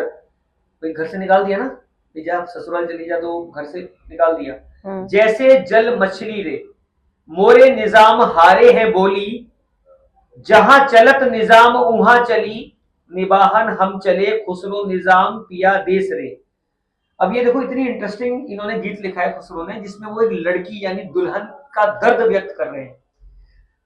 वो एक तरह से ये कहना चाह रहे हैं कि जब लड़की की विदाई होती है, जब वो अपने मायके से ससुराल जाती है, तो एक तरह से उसको देश निकाला दे दिया जाता है कि चल घर से निकल जा, अब तेरा इससे यहाँ से कोई लेना देना नहीं है। हमारे हिंदुओं में कहते भी है ना कि भाई लड़की के माँ बाप कहते हैं कि अब तू पराए घर जा रही है तो तेरा असली घर अब क्या है, तेरा ससुराल ही है। यहाँ से बस तेरा ये है कि एक रिश्ता रहेगा, कभी कभी आएगी, उससे ज्यादा अलाउड नहीं है। बोलते हैं ना लड़की को समझाया जाता है शादी से सब कुछ पहले। तो खुसरो ने उस चीज को कविता में कहा है कितनी प्यारे ढंग से, कि वो कहता है कि देखो कहाँ चली ये बेचारी, कहाँ जा रही है, आंखों में आंसू लिए रोती जा रही है। और उसके जो पिता हैं वो हार गए हैं, बोली में इसको हार चुके हैं। मतलब वो एक तरह से ना उसको एक दूसरे कॉन्टेक्स्ट से उपमा दे रहे हैं। जैसे मान लो हम कोई, आपने देखा होगा ना जैसे महाभारत में वो जो शतरंज खेला गया था तो उसमें पांडव अपनी पत्नियों को तक को हार गए थे। तो खुसरो कह रहे हैं कि वो उसके पिता जो है वो उसको एक किसी उसमें डील में हार गए, तो उनको अपनी बेटी देनी पड़ रही है कि भाई अब तू जा घर से, तेरा कोई संबंध नहीं है। अब वो कह रही है कि निवाहन हम चली। अब लड़की कह रही है, जवाब दे रही है कि हाँ पिताजी अब आपने निकाल दिया तो अब तो मुझे ही निभाना है, तो आप चिंता मत करो, मैं आपकी लाज रखूंगी और निभाऊंगी। तो कह रही है निवाहन हम चली पराए पिया के देश रे, ब्याहन हम चली छाड़ बाबुल घर अंगना। बाबुल यानी फादर, कि अपने माता पिता का घर अंगना छोड़ के मैं अपने पिया के देश जा रही हूँ। फिर वो अपनी माँ से कह रही है कि मैया राखियो ऐसे छुपाए। अब ये मैया उसकी असली मैया नहीं है, ये उसकी सास है जिससे वो कह रही है। अब आपकी माँ तो सास हो जाती है ना जब आप ससुराल में जाती है, तो वो अपनी सास से कह रही है कि उसको सास की जगह मैया कह रही है कि हे माँ, कि अब मैं तेरे पास आ गई हूँ तो तू मुझे ऐसे छुपा के रखियो जैसे गुड़ भेली रे। अब देखो खुसरो ने कहाँ उपमा दी है, गुड़ भेली कैसे आ गया बताओ, इसका कुछ सेंस है यहाँ? मैं आपको बताता हूँ क्या सेंस है, और बड़ा मजेदार सेंस है। पुराने जमाने में क्या होता था कि जो ये जो गरीब तबके के लोग होते थे ना, जो लंबी यात्राओं पे जाते थे, तो गरीब फैमिली से हैं तो ये खाने में गुड़ भेली ले जाते थे, गुड़ चना, कि भाई रास्ते में कहीं भूख लगे तो गुड़ चना फाक लेंगे। उस जमाने में बहुत सस्ता होता था, तो वो उसको ना एक पोटरी में छुपा के रखते थे कि भैया कहीं अगर वो गिर गई और खो गई तो हम तो रास्ते में भूखे मर जाएंगे। तो खुसरो कहते हैं कि जैसे मुसाफिर जो है जब वो सफर पे जाता है और वो गुड़ भेली को बड़े ध्यान से रखता है कि ये कहीं इधर उधर ना हो जाए, मतलब उसकी जान अटकी होती है, तो बोले कि हे मेरी सास अब तुझे मुझे ऐसे ही रखना है गुड़ भेली की तरह। राजा बाबुल दियो निकाल, कि भैया हमारे पिता ने तो हमें देश निकाला, दे दिया, घर से भगा दिया कि चलो भैया भागो यहाँ से, तुम्हारा कोई काम धाम नहीं है, तुम निकलो, अब ये पराया देश है तुम्हारे लिए। और हालत हमारी कैसे कर दी है, जैसे जल बिन मछली, जैसे जल मछली रे, कि जैसे मछली जो होती है ना वो बिना पानी के तड़पती है, तो पानी क्या है, पानी है उसका मायका, तो बिना पानी के हमें जैसे मछली वाली हालत कर दी है कि हमारे पास पानी नहीं है और हम जमीन पे तड़प रहे हैं। मोरे निजाम हारे हैं बोली। अब यहाँ क्या है कि खुसरो अक्सर अपने हिंदी और फारसी काव्य में अपने गुरु को भी ले आते हैं, निजामुद्दीन औलिया को, कि मोरे निजाम हारे हैं बोली। वो कहते हैं कि मेरे जो निजामुद्दीन औलिया हैं वो भी मेरी वजह से अपनी बोली हार गए हैं, और जहां चलत निजाम वहां चली। तो वो कहते हैं कि अब जहां तकदीर मुझे ले जाएगी, क्योंकि औरतों के बारे में ये कहा जाता है कि उस जमाने की बात कर रहा हूँ, अभी का तो पता नहीं अब क्या हाल है, कि औरत के बारे में ये कहा जाता था कि उसकी तकदीर उसके हाथ में नहीं होती, उसको जहां ढकेल दिया जाता है वही ढक जाती है वो, कि चल भैया तेरी शादी होगी तो उधर ढलक जा। और वहां उसके साथ क्या सुलूक हो रहा है ससुराल में, कि उसको तंग कर रहे हैं या वह वो भी उसको बर्दाश्त करना पड़ रहा है। तो इस तरह से ये कहा जाता था कि भाई वो कह रहे हैं कि जहां चला तो वहां चली, यानी कि अब जो मेरे भाग्य में है बस मैं उस हिसाब से कर रही हूँ, हमारा हम अपना भाग्य कुछ बना ही नहीं सकते। फिर वो कहते हैं निबाहन चले खुसरो निजाम पिया देश ने। वो कहते हैं कि जिस तरह से अब दुल्हन जो है निभा रही है अपने ससुराल में, तो उसी तरह खुसरो कहते हैं कि मैं भी अपने निजामुद्दीन औलिया के साथ निभा रहा हूँ। वो तुलना कर देते हैं अपने गुरु के साथ, और इस तरह से हिंदी काव्य में अपने गुरु को ले आते हैं। कैसा लगा आपको? बहुत अच्छा, बहुत अच्छे से समझाया भी आपने इसको। तो अब ये देखिए कि ये जो चीजें हैं ये कहीं तो आज तक किसी कव्वाल ने नहीं गाई, ये कलाम आज तक 600 साल में नहीं गाया गया, बल्कि उससे पहले का तो मुझे पता नहीं, 500-600 साल में हिंदुस्तान पाकिस्तान में कहीं ये कलाम गाया नहीं गया। ये मुझे एक किताब में मिला है जिसका नाम है अमीर खुसरो और उनकी हिंदी कविता, डॉक्टर शुजात अली संदीलवी 1986, अमीनाबाद लखनऊ। और इसके बारे में ये कहा जाता है कि एक लखनऊ की एक सिंगर थी जो कि तवाइफों के खानदान से थी, कज्जन बेगम, जो कि बाद में पाकिस्तान चली गई थी। उनके डायरी में भी ये कलाम था। उनकी जो सिंगर्स होते हैं वो अपनी डायरी मेंटेन करते हैं, जिसमें जहां जहां से भी रेयर उनको पोइट्री मिलती है वो उसमें लिख लेते हैं, कभी गाने का मौका मिले तो एंड टाइम में कहाँ ढूंढोगे आप, तो उसको एकदम से वो डायरी से लेके गा देते हैं। तो इस तरह से मैंने बहुत सारे जो है वो, अब जैसे बारिश के महीने पर जो है वो एक कलाम उन्होंने लिखा है कि सैया बरखा में लेवन आए, हाय सुनरी सखी हम झूलन ना पाए, बाग अंधेरे ताल किनारे, मुरला झींगर बादल कारे, बाबुल घर होती झूला डालती, सब सखियन संग झूला गाती, सुंदरी सारी हम झूला ना पाए, सैया बरखा में लेने आए। अब इसका ट्रांसलेशन मैं आपको बताता हूँ कि वो खुसरो जो है ना, वो एक लड़की है, जो यंग लड़की है, जिसकी अभी नई नई शादी हुई है, नई नबी की दुल्हन। तो वो सावन के महीने में अपने ससुराल से मायके आई है। अच्छा। कि भाई कुछ दिन सावन में माँ बाप के साथ रहूंगी। तो वो कहती है कि अभी मुझे 4 दिन हुए नहीं थे, तो पता लगा हमारे पति देव जी लेने आ गए। और वो कहती है कि मैं तो अभी बारिश में भीग भी नहीं पाई थी और झूला भी नहीं झूल पाई थी, कि पति की आवाज आ गई कि आ जाओ भैया, बहुत हो गया, चलो वापस मेरे साथ। कि सैया बरखा में लेने आए, हाय सुन रही सखी हम झूलन ना पाए, बाग अंधेरा, वो बोलती है मेरे दिल के बाग में अंधेरा हो गया, और ताल जो तालाब के किनारे में खड़ी थी वो खड़ी की खड़ी रह गई, मुरला झींगरे बादल कारे। वो कहती है कि मेरे इस दर्द को जो है आसपास के जो कीड़े मकोड़े हैं, इंसेक्ट्स हैं, परिंदे हैं, वो भी अपनी अपनी आवाज में मेरे दर्द को व्यक्त कर रहे हैं और शोर मचा रहे हैं, और बादल घने काले हो गए हैं कि भैया इसको थोड़े दिन तो रहने दे मायका में, अभी कहाँ लेने आ गया इतनी जल्दी, इतनी जल्दी क्या है, थोड़ा और पत्नी की बना रह लो।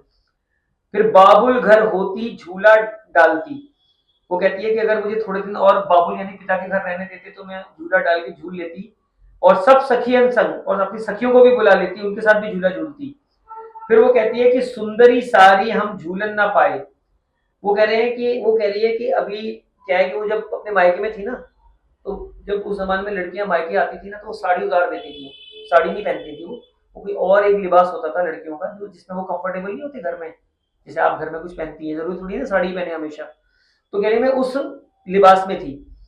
तो कह रही उस लिबास में अब झूला भी झूलते हैं तो मतलब एक कंफर्टेबल लगता है, लेकिन कह रही कि अब वो मेरे पतिदेव आ गए हैं, तो फिर मुझे फिर वो साड़ी पहननी पड़ रही है, और मैं साड़ी में झूला नहीं झूल सकती।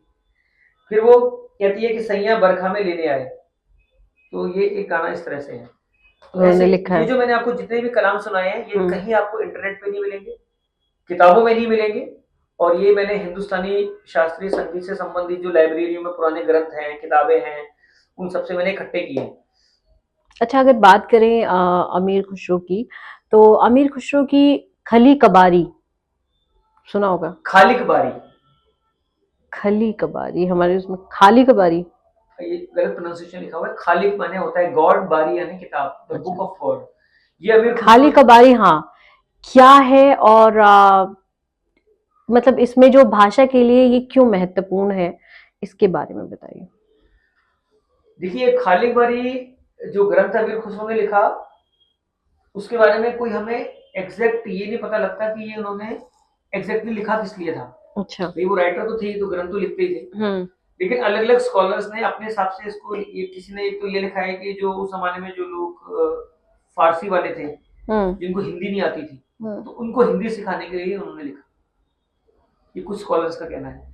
लेकिन वहीं कुछ दूसरे स्कॉलर्स का ये कहना है कि अगर ऐसा होता तो वो उसको प्रोज में लिखते, पोएट्री में तो नहीं लिखते ना, पोएट्री में लिखने की क्या जरूरत है। तो जब आप किसी को बता रहे हो कि भाई ये आपने भाषा सीखनी है फारसी से हिंदी, तो जैसे डिक्शनरी लिखी जाती है प्रोज में, लेकिन खुसरो ने इसे कविता में लिखा। तो उनका ये मानना है स्कॉलर्स का कि दरअसल ये खुसरो ने बच्चों के लिए लिखा था, अच्छा, स्कूल के बच्चों के लिए, और इसलिए उन्होंने काव्य में लिखा। क्योंकि अगर आप कोई चीज काव्य में लिखते हो तो बच्चे जल्दी याद कर लेते हैं, बल्कि बड़े भी जल्दी याद कर लेते हैं। इसलिए आपने देखा होगा जब कभी हम गीत संगीत सुनते हैं तो एकदम से जबान पे चढ़ जाता है ना फटाफट, और कई बार जब वो गाना हम हफ्ते भर भी नहीं सुनते, हमारे जबान पे फिर भी आ जाता है अचानक, क्योंकि धुन हमारे दिमाग में चढ़ गई है, उसमें काव्य आ गया, रदीफ काफिया बन गया, धुन बन गई। तो इसी तरह से खुसरो ने खालिक बारी जो है वो फारसी से हिंदी का शब्दकोश है, और उन्होंने इसको कविता में लिखा। खालिक बारी सृजनहार वाहिद करता एक बरदार, इस तरह से शुरू होता है, बहुत लंबा है। लेकिन इसके बारे में ये कहा जाता है कि ये बहुत बड़ा ग्रंथ था, लेकिन अब ये कई टुकड़ों में बढ़ गया है। तो अलग अलग म्यूजियम्स और लाइब्रेरीज में इसके हजारों मैन्युस्क्रिप्ट्स बिखरे हुए हैं, तो अगर उनको जोड़ दिया जाए तो वो एक विशाल ग्रंथ बन सकता है, लेकिन अभी तक कोई जोड़ नहीं पाया। वो अलग समय के हिसाब से ना वो कट छट के अलग अलग टुकड़ों में चला गया वो ग्रंथ। तो अभी अच्छा, इनके साहित्य की बात की जाए तो अमीर खुसरो का साहित्य में कौन सा योगदान प्रमुख है, उसके बारे में बताइए। साहित्य भी लिखे हैं इन्होंने कई सारे। देखिए मैडम, ये आपने जो शब्द इस्तेमाल किया है ना, ये अधूरा शब्द है। आपको ये पूछना पड़ेगा कौन से साहित्य में। उनके साहित्य भी कई प्रकार के हैं। अच्छा, एक तो उनका कितने प्रकार के साहित्य हैं, पहले तो ये बता दीजिए। अमीर खुसरो के मूल मूल रूप से 3 प्रकार के साहित्य हैं। अच्छा। सबसे पहले तो उनका फारसी साहित्य, पर्शियन में जो उन्होंने लिखा। हम्म। दूसरा उनका हिंदवी साहित्य और तीसरा अरबी साहित्य, उन्होंने अरबिक में भी लिखा है, लेकिन अरबी में उन्होंने सबसे कम लिखा है। सबसे ज्यादा हिंदवी में लिखा है? सबसे फारसी? ज्यादा फारसी में, पर्शियन फारसी में। में। इसका कारण ये था, और उन्होंने खुद भी लिखा है कि इसका सबसे बड़ा कारण ये है कि आपको उस जमाने का दौर समझना पड़ेगा। सबसे पहली बात, 1253 में अमीर खुसरो का जन्म उत्तर प्रदेश के एक छोटे से कस्बे पटियाली में होता है। और जिस समय उनका जन्म होता है भारत में, उस समय हिंदी भाषा, हिंदी नाम की कोई भाषा ही नहीं थी। तो बताइए फिर किसके लिए लिखेंगे वो? जब हिंदी भाषा ही नहीं है तो आप कैसे लिख देंगे? कौन सुनेगा, कौन पढ़ेगा उसे, जब उस भाषा को बोलने वाले ही नहीं है, कुछ नहीं है, नहीं है ना। अच्छा, अब यहाँ पर इस समस्या का एक छोटा सा सॉल्यूशन मिल जाता है कि हिंदी आई कैसे। खड़ी बोली, ब्रज भाषा, फारसी, अरबी, तुर्की, इन सब के मिश्रण से बनी हमारी हिंदी बहुत बाद में जाके। खुसरो ने इसकी शुरुआत कर दी। तो खुसरो ने कहा कि क्यों ना ये जो बोली है इनको मिला के लिखें, और तो ये हिंदी बन सकती है। तो ये अमीर खुसरो ने, जैसे कहते हैं उनको, दूरंदेश थे वो, दूरदर्शी थे वो, और उनको ये यकीन था कि एक दिन ये हिंदी भाषा पूरे विश्व में विख्यात हो जाएगी। तो खुसरो ने सबसे पहले हिंदी में दोहे, पद, छंद, पहेलियां उन्होंने बहुत लिखी है। खुसरो ने पहेलियों के तो बहुत शौकीन थे, और कई कैटेगरीज की पहेलियां उन्होंने रिडल्स हिंदी में लिखी हैं। किसी में फारसी भी मिला दी, कोई पूरी पर्शियन में है, कोई पूरी हिंदी में है। तो आपने जो पूछा कि अमीर खुसरो ने साहित्य में क्या रचा है, हिंदी साहित्य में अलग रचा, फारसी में अलग, अरबी में अलग, और इनका मिश्रण है जो है वो फिर चौथा प्रकार का साहित्य है। अच्छा। जिसमें उन्होंने सब मिश्रित भी कर दिया है, यानी कि एक ही पोएट्री में आपको अरेबिक भी दिख रहा है, उसमें हिंदी भी है, पर्शियन भी मिक्स है। वो कोई एक पोइट्री जिसमें ये सारी चीजें मिक्स हैं, आप सुनाइए। वो सुनाना भी और समझना बहुत मुश्किल है, क्योंकि वो एक ऐसी मैजिकल भाषा में लिखा गया है कि वो, पहले तो मेरे भी होश उड़ गए अच्छा। इतना काम करने के बाद भी। सुनिए क्या है। सुबहाना जिल मुल्के, सुबहाना जिल मुल्के वल मलकूत, सुबहाना जिल इज्जत वल अजमत वल हैबत वल कुदरत वल किबरिया वल जलाल वल जमाल वल कमाल वल जबरूत। देखिए क्या कमाल की शायरी लिखी है। इसमें हिंदी भी है, पर्शियन भी है, और अरेबिक भी है। लेकिन ये समझ से बाहर है। समझ से बाहर है। सुबहानल, लेकिन जो तीनों भाषाएं जानता है वो समझ लेगा मैडम, क्योंकि जिन्होंने मुझे लिखवाया है ये है पाकिस्तान के मशहूर कव्वाल अबू मोहम्मद फरीद अयाज कराची। ये गाते भी हैं। सुबहानल मलिकिल माबूद, सुबहानल मलिकिल मकसूद, सुबहानल मलिकिल मौजूद, सुबहानल मलिकिल हय्यल लाजी ला यनाम वला यमूतो वला यकूतो अबदन अबदा, सुब्हुन कद्दुसुन रब्बाना व रब्बुल मलाइकते बरू हय्युल हय्युम कय्युम कय्युम ना तानूम ता दा दा तानूम ताना ना ताना ना। अब ये तराना आ गया। अब मुझे इससे याद आया कि जब आपने तराना का सवाल पूछा था, तो हम तराना के सवाल का मैंने पूरा जवाब नहीं दिया, वो आपको मैं अपने देता हूँ। अब ये एक, अब आप सोचिए कि मैं खुद उत्तर प्रदेश का रहने वाला हूँ, फारसी अरबी मेरी जबान नहीं है, तो सोचिए इसको याद करना कितना मुश्किल है कि नहीं मुश्किल? बहुत। क्योंकि ये अल्फाज ही इसमें एक्चुअली क्या है, इसमें ये मुश्किल इसलिए है क्योंकि इसमें 80% तो अरबी भरी हुई है, अरेबिक, जो कि मेरी भाषा नहीं है ना आपकी है। फिर इसमें पर्शियन भरी है, वो भी आपकी नहीं है, मेरी नहीं है। अब इसमें जो हिंदी भरी है वो बहुत कम है। अच्छा, इसमें भी अमीर खुसरो ने फिर अलग अलग वैरायटी रखी है कि किसी में अरेबिक कर दी है 30%, पर्शियन कर दी है 60 और हिंदी 40। तो वो वैरायटीज उन्होंने बनाई है, और ये कलाम आपको इंटरनेट पे नहीं मिलेगा मैडम, कहीं लिखा हुआ नहीं दिखेगा, बहुत रेयर। अगर अभी एक्चुअली जिस समय ये कलाम पे मैं काम कर रहा था उस समय मैं आगा खान फाउंडेशन में था, तो हमने जरूर पहली बार कुछ चीजें इंटरनेट पे डाली है, लेकिन वो सिर्फ आपको आगा खान फाउंडेशन की वेबसाइट पे मिलेगी, और वहां से किसी ने कॉपी करके अगर कहीं डाल दिया तो मैं कह नहीं सकता, लेकिन उससे पहले नहीं थी ये चीजें, अभी हमने धीरे धीरे डाली है। अब आपको देखिए एक अजीब सी चीज मैं सुनाने जा रहा हूं, जिसे सुन के ना आप कहीं और ही दुनिया में चली जाएगी। अमीर खुसरो जब सुल्तान अलाउद्दीन खिलजी के दरबार में थे, तो दक्षिण भारत का एक बहुत बड़ा संगीतज्ञ गोपाल नायक यहाँ दिल्ली आया अपने हजारों शिष्यों के साथ। और वो शिष्य उसको एक बहुत बड़े लकड़ी के, क्या बोलते हैं उसको, ताबूत। पालकी होती है ना, पालकी, अच्छा। उसमें लेके उसको चल रहे थे। मतलब सोचिए, इमेजिन करिए जैसे वो दुल्हन पहले पालकी में जाती थी ना, वैसे एक पालकी में एक बहुत बड़े संगीतज्ञ बैठे हैं और हजारों शिष्य उनको पालकी में उठाए जा रहे हैं, दौड़े चले जा रहे हैं। और वो साउथ से दिल्ली आए। उनके और अमीर खुसरो के बीच में एक सांगीतिक कंपटीशन हुआ बड़ा जबरदस्त, सुल्तान अलाउद्दीन खिलजी के दरबार में। तो अलाउद्दीन खिलजी ने खुसरो को कहा कि भैया तुम्हारा जो है वो परीक्षा की घड़ी है, और मैं उम्मीद करता हूँ कि तुम हारोगे नहीं तो मेरी नाक कट जाएगी। तो अमीर खुसरो ने, एक्चुअली इसके पीछे एक स्टोरी ये बना दी है कि कुछ लोगों ने कहा है कि भाई अमीर खुसरो ने कहा कि मुझे ना एक पलंग के नीचे छुपा दो, एक पलंग के नीचे, और उसके बाद ना फिर आप उससे कहना कि भाई वो तुम गाना शुरू करो। तो उतनी देर के अंदर मैं जो है वो जो भी वो गा रहा है ना वो समझ लूंगा। अच्छा, अमीर खुसरो की ना एक बहुत जबरदस्त क्वालिटी थी जो हर किसी में नहीं होती, कि वो किसी भी चीज को सुनकर जो उनको नहीं आती, वो एकदम उसको तोते की तरह रट लेते थे और उसका मीनिंग भी निकाल लेते थे। तो क्योंकि उनको संस्कृत तो आती थी, तो गोपाल नायक ने जो है वो संस्कृत में सुनाया सबसे पहले ध्रुपद। उस जमाने में जो था ध्रुपद गायकी थी, हिंदुस्तानी शास्त्रीय संगीत में वही चलती थी, और वो बहुत नीरस और बोरिंग थी क्योंकि उसमें सिर्फ ईश्वर की वंदना होती थी। अच्छा। तो गोपाल नायक ने सबसे पहले कई प्रकार के ध्रुपद सुनाए और अलग अलग रागों में सुनाया। तो अमीर खुसरो ने कहा कि ये राग तो मुझे आता है, ये भी आता है, ये भी आता है, जो राग वो सुनाए वही खुसरो ने कहा मुझे आता है।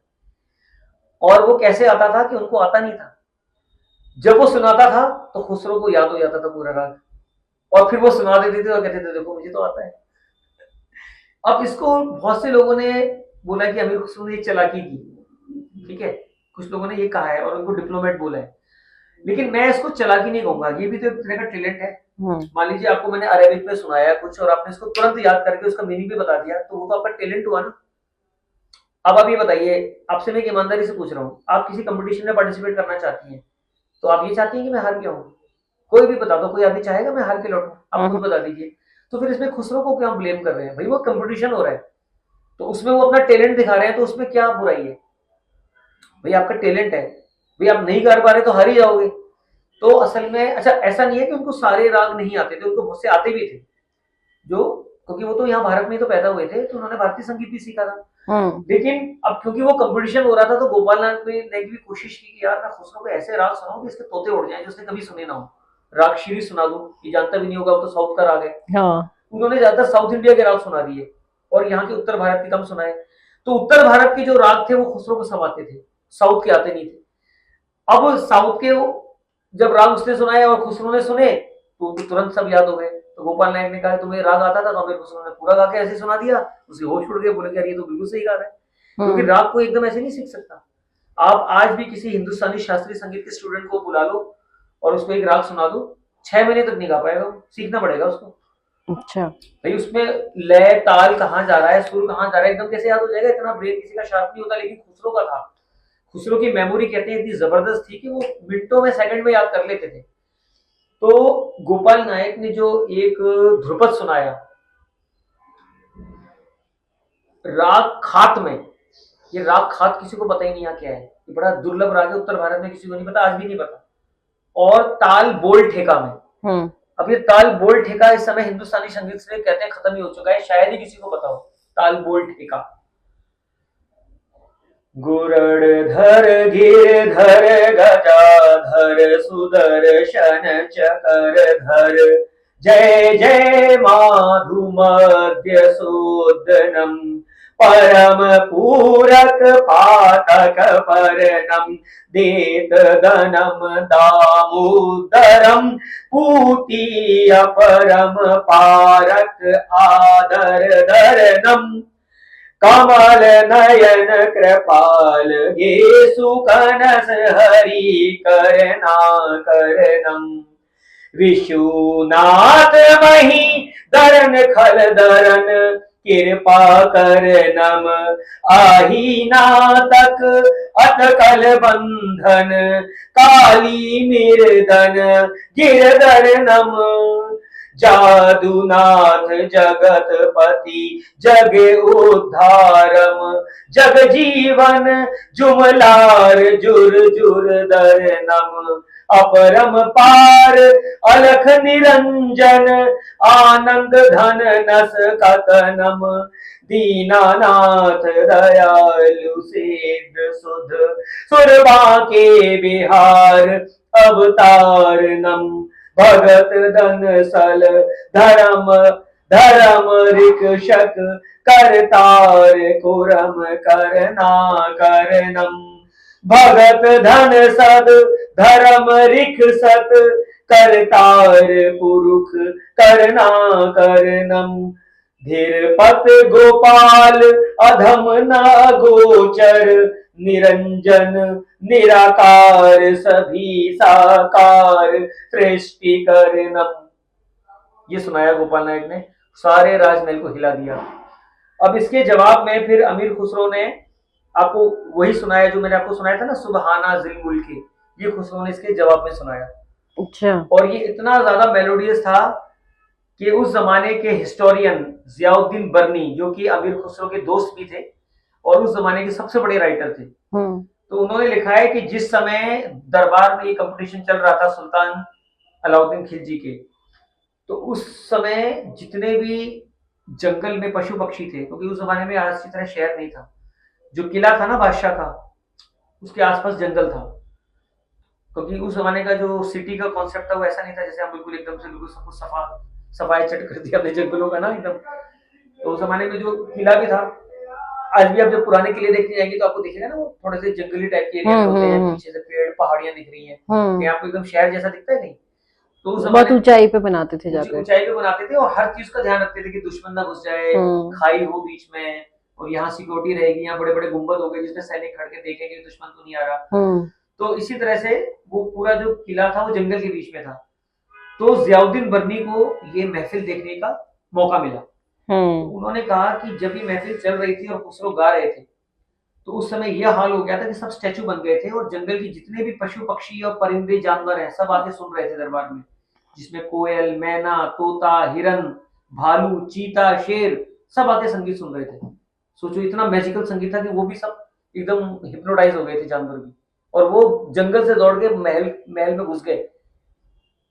सोचिए ये पूरा म्यूजिक वगैरह के साथ चल रहा होगा। हाँ, ये संगीत के, और इसमें सबसे इंटरेस्टिंग बात यह है कि इससे पहले एक और बहुत ही संगीत की महफिल हुई थी जलालुद्दीन फिरोज शाह खिलजी के दरबार में, और अमीर खुसरो अपने ग्रंथ, आखिरी ग्रंथ एजाज खुसरवी में, जो कि दुनिया का सबसे मुश्किल फारसी का ग्रंथ है, उसके बारे में कहा जाता है कि आज तक कोई भी अकेला पर्शियन स्कॉलर इसको नहीं पढ़ पाया, न समझ पाया। क्यों?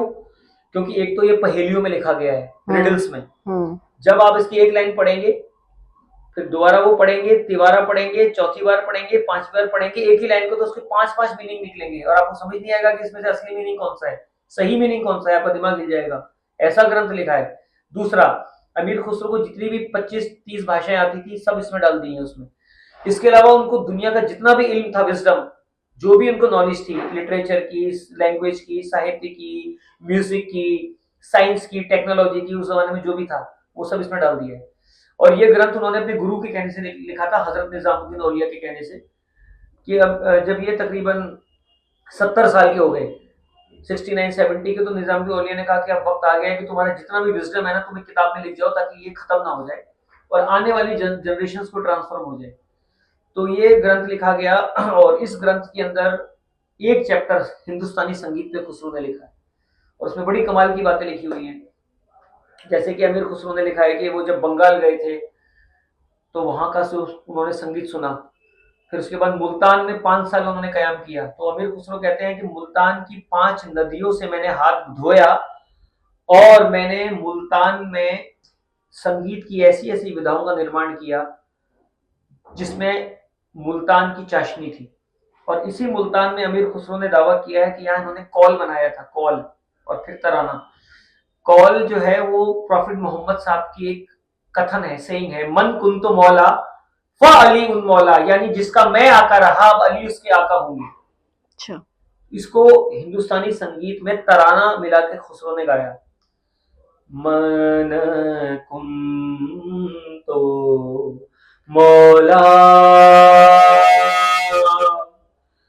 मन कुंतो मौला,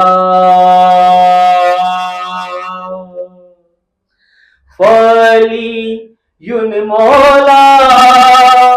अब इसमें खुसरो ने तराना मिलाया। दर दिल दर दिल दर दिल दर दिल, हम तुम ताना ना ना ना ताना ना ना रे, ये तराना खुसरो ने इसमें मिलाया। और जहां पे हम तराने की बात कर रहे थे कि असल में तराना जो है उसके बनाने के पीछे कई सारे उद्देश्य थे, ऑब्जेक्टिव्स। नंबर 1, सूफियों के यहाँ मेडिटेशन की जाती है, जो हमारे हिंदू में भी है, आप भी शायद कभी मेडिटेशन कर चुकी होंगी। और आपको मैं एक चीज बता दूं कि हम लोगों को आज तक मेडिटेशन का मीनिंग नहीं पता क्या है। मेडिटेशन का मीनिंग लोग सोचते हैं जाके कहीं पालती मार के बैठ जाओ, ओम ओम करते रहो, क्या दिमाग में 100 बातें घूम रही हैं, या किसी आश्रम में चले जाओ, वहां पे कह रहे मेडिटेशन करा रहे हैं, वो कोई मेडिटेशन नहीं है, वो भ्रम है, वो मेडिटेशन है ही नहीं। मैं बहुत बड़ी बात लोगों को कह रहा हूँ, और अगर किसी को चैलेंज करना है तो मुझे कर सकता है। मैं आपको बताता हूँ मेडिटेशन क्या है। मेडिटेशन है कि किसी भी एक चीज में एकाग्रता के साथ, तल्लीनता के साथ डूब जाना, और उसके अलावा आपको होश ना रहना। जैसे एक तरह से मैं जिस तरह से खुसरो पे काम कर रहा हूँ, तो ये भी एक मेडिटेशन है कि मैं इतने सालों से निरंतर खुसरो पे काम कर रहा हूँ, मेरा ध्यान वहीं केंद्रित है, मैं सब जगह जाता हूँ लेकिन दिमाग में खुसरो ही रहते हैं। तो जब आप एक चीज के अंदर इतने एकाग्र हो जाते हैं, डूब जाते हैं, खुसरो दरिया प्रेम का सो उल्टी वाकी धार, खुसरो दरिया प्रेम का सो उल्टी वाकी धार, जो डूबा सो उबर गया, जो उबरा सो डूबा। तो खुसरो कहते हैं कि ये जो प्रेम का जो दरिया है ये बहुत मुश्किल है, इसमें तैरना आसान नहीं है, क्योंकि यहाँ कुछ मामला ही उल्टा है। खुसरो दरिया प्रेम का सो उल्टी बाकी धार, जो उबरा सो डूब गया, जो डूबा सो पार। अमीर खुसरो जी की कोई फेमस पंक्ति जो जिससे लोग तुरंत उनको याद करें, वो कोई ऐसी पंक्ति आप सुना दीजिए जाते जाते। वो तो उनकी हिंदी की जो गीत हैं वही है सबसे ज्यादा। जैसे कि जब इनके गुरु हजरत निजामुद्दीन औलिया की जब उनका विसाल हुआ, जब उनका इंतकाल हुआ, या जब उनकी फौत हुई, जब उनकी मृत्यु हुई, उनका स्वर्गवास हुआ, तो उन्होंने एक हिंदी में दोहा लिखा था। गोरी सोवे सेज पर मुख पर डारे केस, चल खुसरो घर आपने रैन भई चहु देश। तो ये उन्होंने अपने गुरु पे लिखा था कि गोरी सोवे सेज पर, गोरी यानी उनके जो गुरु हैं वो सेज पे लेट चुके हैं, मुख पर डारे केस यानी उन्होंने दुनिया से पर्दा कर लिया है, अच्छा, संसार छोड़ दिया है। गोरी सोवे सेज पर मुख पर डारे केस, चल खुसरो घर आपने। खुसरो कहते हैं कि अब जब तुम्हारे गुरु ही इस दुनिया में नहीं रहे तो फिर तुम्हारा भी कुछ काम नहीं है, तुम भी यहाँ से निकलो। रैन भई चौ देश, क्योंकि अब तुम्हारे लिए भी समस्त संसार में सिर्फ अंधकार रह गया और कुछ नहीं। एक तो इस पंक्ति से खुसरो जाने जाते हैं। इधर हिंदी के एक बहुत बड़े साहित्यकार हुए हैं, उन्होंने ये लिखा है कि ये जो सिर्फ 2 पंक्तियां हैं, ये इतनी जबरदस्त पंक्तियां हैं हिंदी साहित्य के इतिहास में कि अगर खुसरो का सिर्फ यही लिखा हुआ मान लिया जाए तब भी हम उनको हिंदी का पहला शायर मान सकते हैं। अच्छा, यानी कि इसके अंदर इतनी संवेदना, वेदना और इतनी उत्कृष्टता है, यानी इस साहित्य में जो ऊंचाई होती है उस ऊंचाई को ये क्रॉस कर गया है। क्या है वो? यही गोरी सोवे सेज पर। अच्छा, इस दोहे के बारे इसको में हिंदी के साहित्यकारों ने लिखा है कि ये दोहा इतने हाई स्टैंडर्ड का, इतने ऊंचे स्तर का है हिंदी साहित्य में कि अगर सिर्फ यही लिख दिया जाए कि बस ये 2 पंक्तियां ही खुसरो की मिलती हैं और कुछ नहीं मिलता, तब भी इन्हीं पंक्तियों के दम पे हमने हिंदी का प्रथम कवि और सबसे बड़ा कवि मान लेंगे। अच्छा, इतना दर्जा दिया गया है, इतना। चलिए, प्रदीप जी, आपने अमीर खुसरो से संबंधित बहुत सी जानकारी हमें दी कि हिंदी भाषा के वो जनक क्यों कहलाते हैं, और हमारी संस्कृति के बारे में बताया कि हमारी संस्कृति में उनका कैसा योगदान रहा है। वो सिर्फ अरबी के लेखक नहीं थे, उन्होंने हिंदी, फारसी इसमें भी लिखा, उसके बारे में जानकारी दी। शायद इतनी जानकारी वो उनकी रिलीजियस लैंग्वेज थी। धर्म की, इस्लाम की। इतनी जानकारी शायद किताबों में भी ना हो जितनी आज आपने दी, और बहुत से ऐसे किस्से भी आपने सुनाए जो शायद कहीं किताबों में ना मिले पढ़ने को, जो हमने आपकी ज़ुबानी सुनी और हमारे दर्शकों ने सुना। एंड हमारे दर्शकों के लिए ये जो बल्कि आप खुशरों ये को कह सकते हैं पढ़ना, बल्कि आप ये कह सकती है कि जिन किताबों से मैंने ये लिया है वो किताबें आम लोगों को देखने को भी नसीब नहीं है। वो अच्छा, बड़े-बड़े म्यूजियम्स और लाइब्रेरीज में हजारों साल से रखी है मैन्युस्क्रिप्ट्स के रूप में। उन्हें देखने के लिए आपको परमिशन लेनी पड़ती है, उसके पैसे खर्च करने पड़ते हैं, उसकी फीस लगती है, फिर उसको पर्शियन से ट्रांसलेट कराना पड़ता है। इतना कम कौन करेगा? तो आपको ऐसी जानकारी इस वीडियो के माध्यम से मिली। And thank you so much Pradeep ji, आपने समय दिया, इतनी जानकारी दी, हमारे चैनल में आए, बैठे, बात की, बताया, उसके लिए आपका बहुत बहुत धन्यवाद।